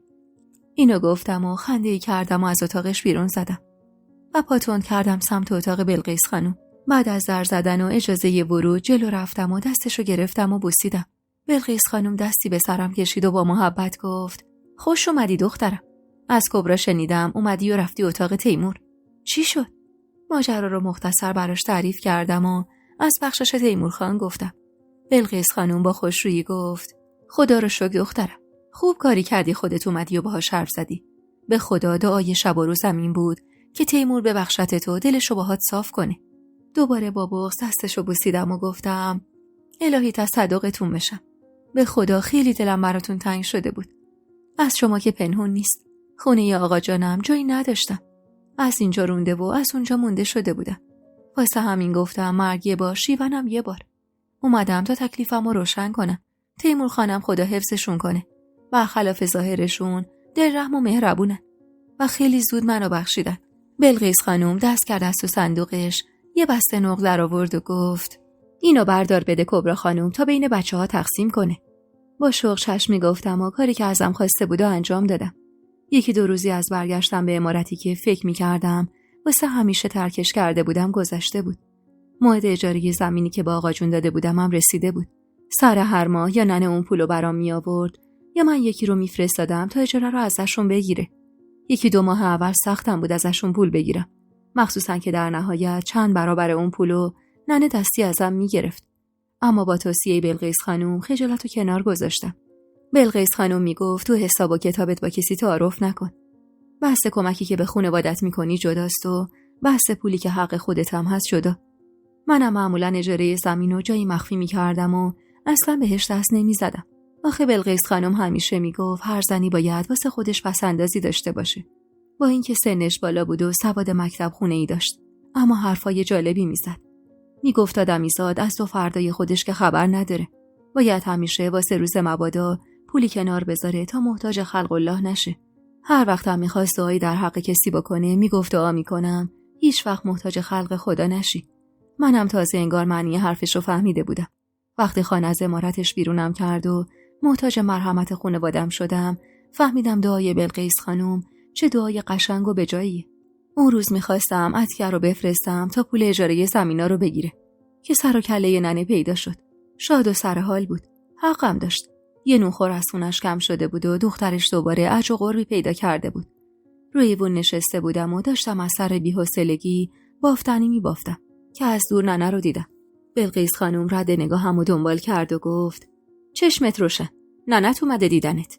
با دلخوری رو گرفتم از ننه و گفتم شما چرا اینو میگید مادر جون؟ یادتون نیست چی کارم کردن؟ بلقیس خانم ابروی بالا انداخت. هرچی نباشه مادرته. هر کاری کنی بازم مادره و احترامش واجب. حواست باشه دلشو نشکنی. با بیمیلی چشم میگفتم و برای استقبال ازش از جا بلند شدم. ننه سرخوش و خندون وارد ایوون شد و در حالی که تون تون دست بلقیس خانمو میبوسید سراغ کل ایل و تبارش رو هم میگرفت. چه خبر بلقیس خانم جون؟ دخترها خوبن؟ سر حالن؟ شنیدم فریبا خانم با شوهرش به مشکل خورده. من که گفتم تا وقتی خانو حمایتش از خواهرش باشه شوهراشون جرئت نمیکنن پا چپ بذارن. والا به خدا از اولم اشتباه کردی دختر بدهی به اون دوری دادی. مگه این ده چش بود؟ یا ده ما که توش کلی فک و فامیل داشتی. عروسات چطورن؟ بهت سر میزنن؟ معلومه که نه. عروس شهری رو چه بدهات اومدن؟ خودش میگفت و خودش هم جواب خودش رو میداد. بعدم رو کرد به من و گفت اومدی موندنی شدی تو عمارت و نگفتی یه خبری بدم ننه آقام نگرانم نشن. آقات از نگرانی خواب چشمش نمیومد. دیگه بچه‌ها رو فرستادیم خبر گرفتن. خدا ازش راضی باشه. آقا حیدر گفت نفیس خانم موندگار شده خیالمون رو راحت کرد. پوزخندی زدم و به احترام بلقیس خانم سکوت کردم. ننه سرخوش مشتی از گردو و بادون برداشت و همونطور که تون تون میخورد گفت موعد اجاره زمین بود. گفتم هم بیام یه سری به دخترم بزنم هم اجاره‌ش رو بدم. آقاشم سفارش کرده بیام چند روزی پیشش بمونم. هرچی نباشه بچم داغ دیده است. بهتره دور و اطراف شلوغ باشه. درسته شما هستید. اما خب هیچ کسی واسه آدم مادرش نمیشه. خلاصه اینکه اومدم یه هفته‌ای پیش نفیسه جان بمونم تا یکم بهش رسیدگی کنم. حسابی کفری شده بودم. خوب میدونستم حال روز من هیچ اهمیتی واسه این زن نداشت و فقط واسه منفعت خودش اومده بود بمونه. ننه پول اجاره رو گذاشت جلوم و گفت اینم اجاره این ماه. حالا پاشو بریم اتاقت که اینجا خیلی سرده. منم که پوست روی استخونم سری سردم میشه. شرمنده از جا بلند شدم و با اجازه گرفتن از بلقیس خانم همراه ننه راهی اتاقم شدم. وارد اتاق که شدیم ننه چادرش رو از دور کمرش باز کرد و انداخت گوشه‌ای و که شقوسی به بدنش داد و گفت آخه چقدر اونجا سرد بود. خیلی خستم نفیسه. مچ پامم خیلی درد میکنه. و جلوی چشمای متعجب من دراز کشید کنار چراغ نفتی و پاهاشو دراز کرد و گفت بیا ننه، بیا یکم مشت و مالم بده. انقدر خستم که ندارم. آقا تو برادراتم انداختم سر عروسا، اومدم یه هفته استراحت کنم. خیلی دلم میخواست روی اینو داشتم تا از اونجا بیرونش میکردم. اما خب از اعماق قلبم دلم واسه ننه میسوخت. واسه همین بی حرف نشستم و کمی باهاشو ماساژ دادم. چند دقیقه‌ای که گذشت ننه گفت چه خبر از اون هووی سلیتت؟ چطور تونستی دل خانو نرم کنی؟ ای نفیسه موزی، فکر نمی‌کردم انقدر وارد باشی. منو بگو، خیال می‌کردم تا ابد بی خریش خودمونی. اما خوب تونستی خامش کنی و برگردی سر خونه زندگیت. راستی نگفتی چه خبر از فیروزه؟ آهسته گفتم خبری نیست، داره زندگیشو میکنه. ننه رو ترش کرد. ای خدا، چرا اینقدر این دختر رو ساده و احمق خلق کردی؟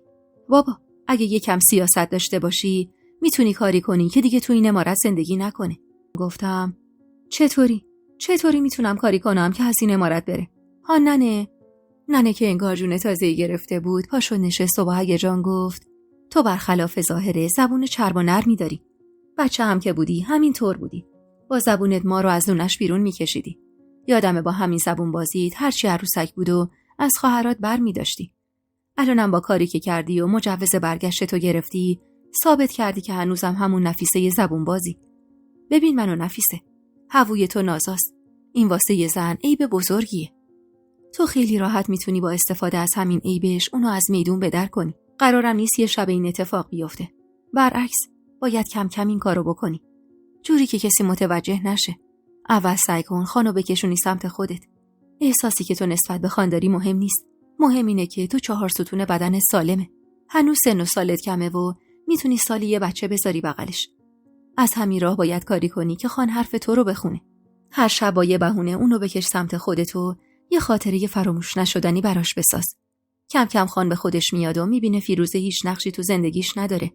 کم کم احساسی که نسبت بهش داره رو فراموش میکنه و با اولین خطای فیروزه اونو پرت میکنه از عمارت بیرون. دروغ چرا؟ حرفای ننه منو به فکر فرو برد. وسط البته بدجنسی و مکار بودن خود فیروزه.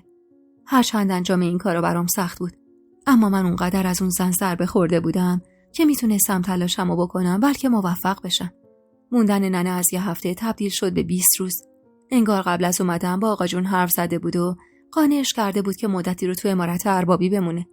آقا جونم از خدا خواسته هم خرجش افتاده بود رو دوش پسراش، هم ننه موقع برگشت اندازه چند ماهشون خورد و خوراک و لباس با خودش میبرد. واسه همینم اعتراضی نداشت.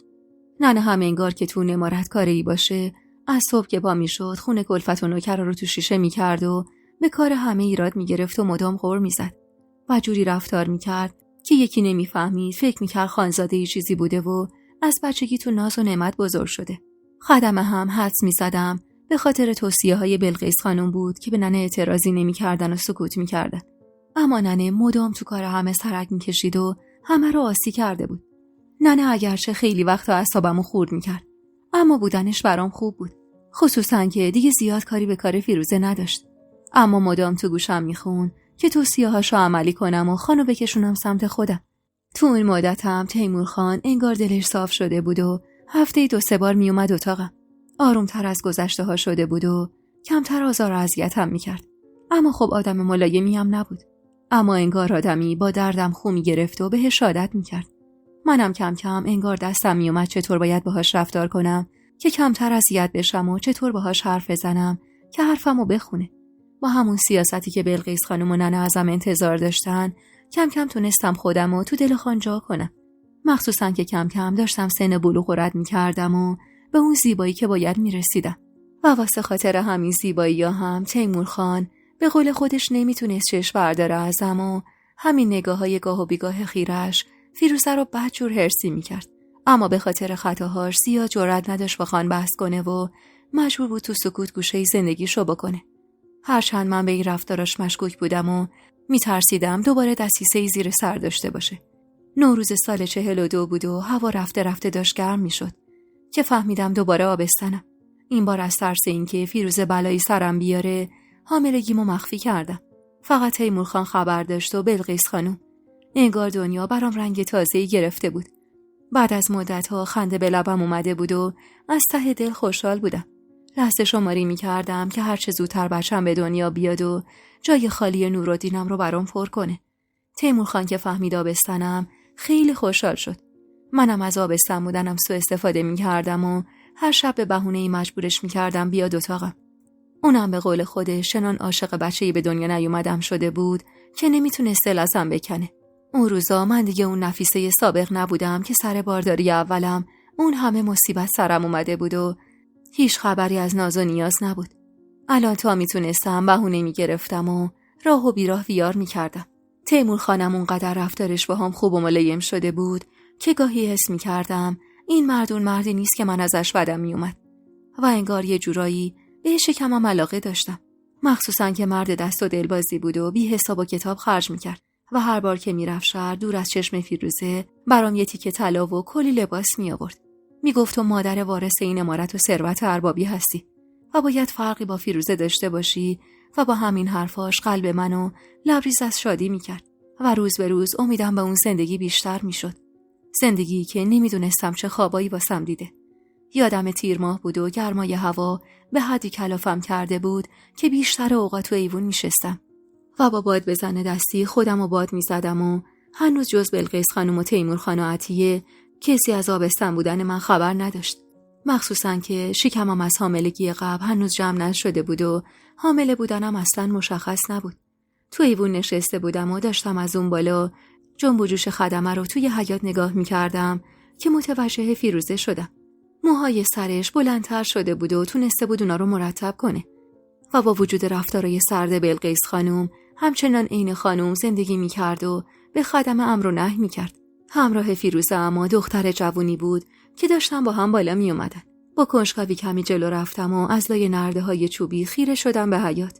فیروزه از همون پایین نگاهی به من انداخت و اشاره‌ای به دختر همراهش کرد و نیشخندی زد. و نمیدونم چرا یهو با این کارش دلهره افتاد به جونم. بلقیس خانومم رفته بود به دختر کوچیکش سری بزنه و چون ده دیگه‌ای بود شبو میموند و فردا صبح برمیگشت. فیروزه از پله‌ها بالا می اومد و دخترم پشت سرش. تقریباً 3-4 سالی از من بزرگتر میزد و صورت خیلی قشنگی داشت. زیر لب جواب سلامشون رو دادم و خواستم به سمت اتاقم برم که فیروزه دست به سینه با سرخوشی گفت کجا میری نفیسه؟ نمیخوای با فتانه آشنا بشی؟ لب گزیدم و خیره نگاش کردم. چشمای عسلی و درشتی داشت و سرخاب سفیدابم کرده بود. فیروزه دست به سینه اشاره‌ای به دختر کرد و گفت فتانه عموزاده منه. دختر با اصالتیه. یه سالی هست که شوهرش فوت شده. تو که عرضه بچه آوردن واسه شوهرمو نداری. با عموم صحبت کردم راضی شده فتانه و تیمور خان همدیگر رو ببینن. خندم گرفته بود از حرفش. آخ که اگه میفهمید من آبستنم چقدر میتونه سنگ رو یخ بشه. اول خواستم بهش بگم ولی ترجیح دادم جلوی خان بحثو پیش بکشه. واسه همین سری لبخندم و جمع کردم و ابروی بالا انداختم و رو بهش گفتم اینقدر بدبخت شدی که خودت رفتی واسه شوهر دنبال زن؟ فیروزه پوزخندی زد. من یه بار اشتباه کردم تو رو واسه شوهرم لقمه گرفتم. یه دختر قربتی و پاپتی رو. این بار اما رفتم گشتم و یه دختر اصیل رو پیدا کردم که بدون چطور بهم احترام بذاره.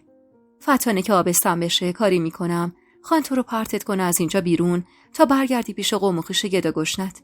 اون لحظه احساس کردم که چقدر حرفای ننه درست بود. این که میگفت کاری کن تا خان اینو از امارت بیرون بندازه. راست میگفت. اگه این کارو نمیکردم به زودی خودش منو پرت میکرد بیرون. افکارمو پس زدم و لبخندی زدم و سر تکون دادم. باشه. هر کاری دوست داری بکن. سر ظهرم هست. الانه که تیمور خان بیاد واسه نهار. میتونی شانس خودتو عموزادتو که گویا خیلی دنبال شوهر امتحان کنی. منتها از من به تو نصیحت، خودتو جلوی خان خار نکن. تیمور خان محال پیشنهادتو قبول کنه. اینو گفتم و بی تفاوت به حرص و جوش خوردنای فیروزه راهی اتاقم شدم. تا موقع ناهار اما دل تو دلم نبود. بیشتر منتظر بودم تا فیروزه بفهمه من آبستنم. بدجنسی بود. اما خب خودش باعث این رفتارای من بود. دلم میخواست با آبستن بودنم بهش فخر فروشی کنم و نشونش بدم که جایی تو زندگی خان نداره. سر ظهر که شد کوکب و مهدیه سفره رو تو ایوون انداختن. فیروزه و فتانه نشستن روبروی خان و منم نشستم کنارش. لیوان دوغی دادم دستش و زیر چشمی به فیروزه نگاه کردم که با غرور نشسته بود و معلوم بود منتظر فرصته تا عموزادش رو به تیمور خان معرفی کنه. خانی نگاهی به فتانه انداخت و زیر لب خوش آمدی بهش گفت و بعدم مشغول غذا خوردنش شد. فیروزه اما دیگه انگار آروم و قرار نداشت. عین من که منتظر بودم تا زودتر فیروزه به حرف بیاد و خان آب پاکی رو بریزه رو دستش. فیروزه تک سرفه‌ای کرد و گفت تیمور خان، میخواستم در مورد موضوعی باهات صحبت کنم. خان سرش رو بالا گرفت. بگو، میشنوم. فیروزه کمی تو جاش جابجا شد و گفت والا من روز اولی که راضی شدم به تجدید فراش شما دلم خوش بود به این که زن جدید واسهتون بچه میاره و حیات سوت و کوره این عمارت رو پر از صدای بچه میکنه. اگه راضی شدم به زن گرفتن شما فقط و فقط به خاطر علاقه ای بود که بهتون داشتم و دلم میخواست بچه‌ای از خودتون داشته باشید. الانم اگه میخوام حرفی بزنم فقط به خاطر همون علاقه است. همون علاقه وافری که نسبت بهتون دارم باعث میشه نتونم خم به ابروتون ببینم. خان بی حوصله از مجیز گفتنای فیروزه گفت مقدمه چینی نکن فیروزه. حرف آخر تو همین اول بزن. فیروزه اشاره‌ای به فتانه که مثلا رو گرفته بود از خان کرد و گفت فتانه رو که میشناسی تیمور خان، میدونید که شوهرش فوت کرده و فتانه رو با یه پسر 6 ماه تنها گذاشته. فتانه هم جوونه. تو ده چشم 1000 جور آدم دنبالشه. ماشاءالله خوشبر و رو هم هست. عموم میگه خسته شدم از بس خواستگارا رو جواب کردم. منم گفتم فتانه دخترعموی خودمه. با اصالت و نجیبه. یه بچه هم داره و دیگه خیالم راحته که حتما میتونه برای شما بچه‌ای بیاره. چرا بسپرنش به یه غریبه که بچه زیر دست هر کس و ناکسی بیفته؟ به عموم گفتم زن دوم شوهر من بعد از فوت بچه‌اش دیگه آبستن نشده. هرچند فتانه حتی خواستگار مجردم داشته، اما عموم روی من رو زمین نزد. تیمور خان لیوان دوم دوغ سر کشید و با خون سردی گفت میخوای واسه من لقمه بگیریش؟ فیروزه لبخندی زد. اگه شما بپسندید. به خدا دلم لک زده واسه شنیدن صدای بچه تو این عمارت. دلم میخواد تا هنوز جوونید پدر بشید. خدا شاهده من به خاطر خوشحالی شما حاضرم از خودمم بگذرم. میبینید که خندم گرفته بود از چاپلوسی کردن فیروزه و منتظر جواب خان بودم. خان ابروی بالا انداخت و آخرین لقمه غذاشو خورد و گفت پس منتظر شنیدن صدای گریه بچه منی، درسته؟ فیروزه سری تکون داد و بله‌ای گفت. خان در حالی که از سر جاش بلند میشد دوباره با خون سردی گفت فکر کنم انتظارت زیاد طولانی نشه، چون نفیسه 4 ماه آبستنه و چشم بذاری رو هم این چند ماه میگذره و صدای بچه من میپیچه تو عمارت. این عموزاده اصیل و با نجابتت رو هم ببر قالب یکی دیگه بکن. یکی که ندونه آقاش و برادراش دزد سر گردنن و شوهرش هم به خاطر دزدی از یکی از خانهای اطراف کشته شده. یالا جمع کنیم بساط و فیروزه. اینم بدون از امروز تا روزی که بچه من به دنیا بیاد اگه اتفاقی برای نفیسه بیفته، اگه پاش بلغزه و بیفته یا بچه‌ای توی شکمش طوریش بشه یا هر چیز دیگه‌ای، هر چیزی که سلامتی نفیسه و بچه‌مو به خطر بندازه، من مستقیم از چشم تو میبینم و بابتش مجازات میشی.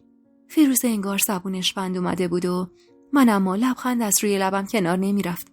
خان به سمت اتاق رفت و با صدای بلندی منو صدا زد و گفت نفیسه بیا 2 متکا بده، من نیم ساعتی چرت بزنم، باید برم جایی کار دارم.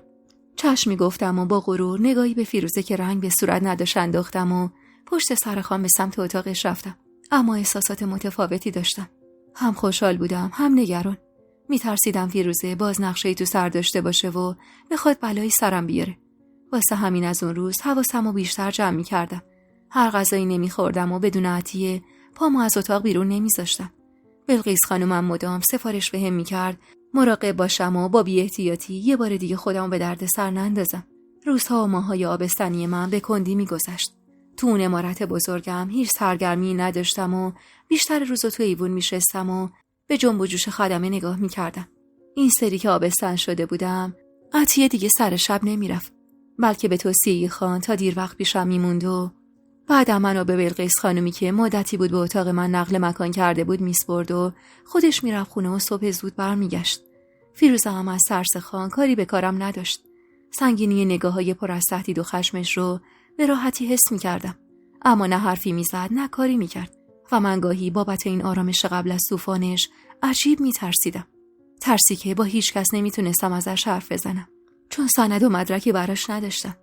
ننه هم که خبر آبستن بودنمو شنیده بود، انگار دنیا رو بهش داده بودن. خوشحال بود از اینکه دوباره قرار وارث خان رو به دنیا بیارم و میگفت باید قدر این فرصت رو بدونی و از این بچه نهایت استفاده رو ببری. اواسط آذر ماه بود و سرمای هوا همه رو خونه نشین کرده بود که دردم شروع شد. 2-3 روزی بود که کمر درد داشتم و بلقیس خانم گوش به زنگ بود و منتظر سایمانم. قابله رو هم خبر کرده بودن تا تو عمارت باشه، چون بارون شدیدی اومده بود و رفت آمد رو سخت کرده بود. اون روز صبح زود دردم شروع شد، اما این بار سایمان راحت تری داشتم و بعد از کمی درد کشیدن بچه‌م به دنیا اومد. یادم با بلند شدن صدای نوزاد، بلقیس خانم با شور و شوق و هیجان و با صدای بلندی که خنده توش موج میزد میگفت: پسره، یه شیر پسر سالم و قوی. با شنیدن حرفش لبخند بیجونی زدم و دستمو دراز کردم و بچه‌مو بغل گرفتم. چشمای خاکستری رنگی داشت و پوست سفیدی که سر لپاش حسابی صورتی بود. با دیدنش اشک نشست روی گونم و از ته دل از خدا خواستم پسرمو برام حفظ کنه و دیگه منو با داغ اولاد امتحان نکنه. 10 روز بعد از زایمانم بود که تیمور خان دوباره ولیمه بزرگی داد و اما این بار فقط اقوام نزدیک و خواهراش و خانهای اطراف رو دعوت کرده بود و دیگه خبری از مردم روستا نبود. سالن عمارت شلوغ و پرهیاهو بود و بلقیس خانم خسرو رو به یکی از دختراش سپرده بود، اما تاکید کرده بود زیاد دست به دستش نکنن. بعد از خوردن نهار قادر خان اسم بچه رو انتخاب کرد. این بار اسم پسرمونو خسرو گذاشت. خسرو بچه فوق‌العاده آرومی بود و برعکس نورالدین از همون اول شیر خودمو میخورد و اصلا هم بچه‌ای نبود که شب تا صبح بیدار بمونه. بعد از زایمانم تا روز 10 من فیروزه رو ندیده بودم. عطیه هم میگفت چند باری که از جلوی در اتاقش رد شده صدای گریه شنیده. میگفت غذاشو تو اتاقش میخوره و اصلا از اتاقش بیرون نمیاد. دل خوشی ازش نداشتم، اما کمی هم دلم براش میسوخت. هرچند به قول ننه هرچی سر فیروزه اومده بود بابت دل سیاه خودش بود، اما من ترسی که بابت نورالدین و فوتش به جونم افتاده بود کماکان پا برجا بود. واسه همین بعد از سر اومدن چلم از خان خواهش کردم که بیاد و تو اتاق من ساکن بشه. آخه بعد از 6 ماهگیم تمام شبا رو کنار فیروزه میموند و حتی یه شبم به اتاق من نیومده بود. البته که خان اولش قبول نمی‌کرد و میگفت ننت بگو بیاد شبا پیشت بمونه، اما قانعش کرده بودم که ننه هم خونه زندگی داره. نهایت بیاد بمونه 10 روز 20 روز 1 ماه، بیشتر از اون که نمیتونه. و اینطور شد که خان تمام شبها رو تو اتاق من سپری میکرد. اما خوب یادمه یه روز که داشتم از کنار فیروزه رد میشدم مچ دستمو گرفت و پوزخندی زد و گفت: یادت نره نفیسه، گور خودتو با دست خودت کندی. حالا بشین و تماشا کن چطور بی حیثیتت میکنم. اون روز حرفشو باور نکردم. پوزخندی زدم بهش و گفتم هر کار دلت میخواد بکن و رفتم پی کارم. اما ته دلم ترسیده بودم و نمیدونستم واقعا کاری میکنه یا نه. هر چی که بود به دست فراموشی سپردمش. خان هم تو اون مدت رابطش خیلی آرومتر و بهتر شده بود. به قول بلقیس خانم انگار کل خشمی که تیمور خان داشت بابت طعنه‌ها و نگاه‌های مردم بود و اینطور سر ما خالیش میکرد. اما حالا با داشتن پسری که قرار بود اسمشو زنده نگه داره دیگه خبری از اون خشم و کینه نبود و رفتارش خیلی ملایم‌تر شده بود. منم کم کم به خودم میقبولوندم که مردی که هم سن آقامه شوهرمه و باید هر طور شده دوستش داشته باشم تا زندگی اینقدر به کامم زهر نباشه. هرچند برام سخت بود، اما خب محبتای کم و بیش خان باعث شده بود اندک علاقه‌ای بهش پیدا کنم. هرچند هنوزم ازش خجالت میکشیدم و حتی روم نمیشد زیاد باهاش صمیمی بشم، اما بالاخره با زندگی جدیدم خو گرفته بودم. خسرو بچه قشنگ و شیرین زبونی بود. 1 سالگی راه افتاد و 2 سالگی زبون باز کرد و اونقدر تو دلبرو بود که خان اجازه نمیداد خسرو از عمارت بیرون بره. میگفت میترسم کسی چشم بد بچم داشته باشه و بلایی سرش بیاد. قادر خانم به قدری دوستش داشت که حتی برای ادامه درمانش هم حاضر نبود بره شهر و بیشتر وقتشو با خسرو میگذرون. خسرو 2 سالی داشت که فهمیدم دوباره آبستنم. تو این مدت فیروزه البته هر از گاهی با زبون تلخش منو آزار میداد، اما من دیگه ترسی ازش نداشتم و همین که دسیسه‌ای نچیده بود واسم کافی بود. سر بارداری سومم اما حال روز بدی داشتم. ویار شدیدی داشتم و حتی آبم به سختی می‌خوردم. به شدت لاغر شده بودم و دیگه تاب شیطنت‌های خسرو را هم نداشتم. هر بویی که بلند می‌شد حال من بد می‌شد. نه داروهایی که قابل میداد میتونه حالمو بهتر کنه، نه توصیه‌ها و مراقبت‌های شدید بلقیس خانم. بهار سال 44 بود و من 3 ماه آبستن بودم که یه روز سر و کله ننه پیدا شد. پریشون حال بود و رنگ به صورت نداشت. منم اونقدر حالم بد بود که حوصله سوال جواب کردنشو نداشتم. عطیه که سینی چای رو گذاشت جلوی ننه، با دستمالی جلوی دهنمو گرفتم و رو به ننه گفتم: خوش اومدی ننه. حرف از دهنم در نیومده بود که ننه زد زیر گریه. با تعجب نگاش کردم. از اون ننه سرخوش و بیخیال گریه کردم بعید بود. کمی بهش نزدیک شدم و گفتم: چی شده ننه؟ کسی طوری شده؟ چرا گریه میکنی؟ ننه به سختی جلوی گریه‌ش رو گرفت و حقیق کنان گفت: بدبخت شدیم، بیچاره شدیم، خاک بر سر شدیم. ای خدا، جون منو بگیر اما بی آبرومون نکن. حالت تهوع بدی داشتم. با حرفای ننه هم حالم بدتر شده بود. از جا بلند شدم و از اتاق بیرون زدم و هرچی خورده بودم و بالا آوردم. ننه هراسون پشت سرم اومد و همونطور که پشت شونه‌هامو ماساژ میداد با گریه گفت: زبونم لال بشه. به خدا اگه راهی بود تا به تو نگم بهت نمیگفتم. سر بلند کردم تا جوابشو بدم که متوجه نگاه خیره فیروزه شدم. همونطور که به چارچوب در تکیه داده بود با دقت نگامون میکرد. واسه همین دست ننه رو گرفتم و کشیدمش تو اتاق و همونطور که صورتمو تمیز میکردم با صدای کمجونی گفتم: ننه، درست حرف بزن تا منو دق ندادی. ننه رو زمین نشست و با صدای آرومی گفت: بدبخت شدیم نفیسه. خبر این اتفاق بپیچه تو اولین کسی هستی که بی آبرو میشی. وحشت زده گفتم: چرا؟ مگه چی شده؟ چرا درست حرف نمیزنی ننه؟ ننه در حالی که سیل اشکی که رو صورتش روونه بود و با گوشه چارقدش پاک میکرد گفت: دوستای عزیز و مهربونم، یک دنیا ممنونم که تا پایان این قسمت همراه هم بودید و خوشحال میشم اگه نظراتتون رو در مورد این قسمت توی کامنت ها با ما به اشتراک بذارید.